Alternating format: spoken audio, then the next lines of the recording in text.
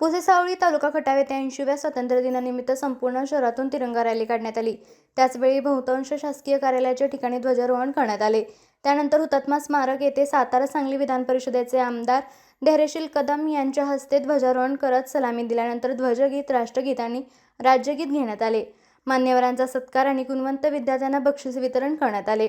यावेळी अध्यक्ष स्थानिक पंचायत समिती सदस्य संग्राम पाटील होते, तर ग्रामसेवक, मंडलाधिकारी, गाव कामगार, तलाठी, पोलीस प्रशासनाचे अधिकारी, शिक्षक वर्ग, पालक आणि विद्यार्थी-विद्यार्थिनी मोठ्या प्रमाणात उपस्थित होते।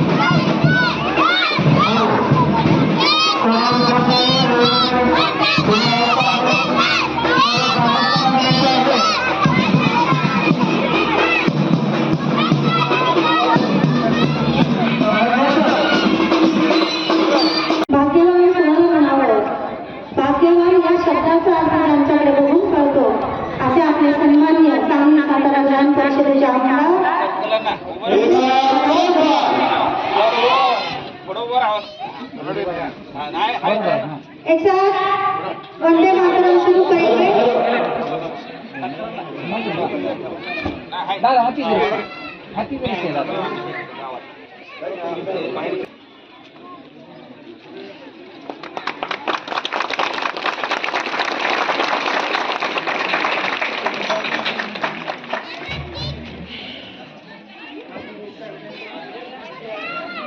दीप्ती बाळोसकर, कविता भगतराम चौधरी, कल्पित सुनील पवार।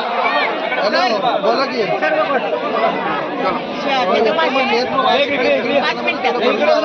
त्याला अर्ध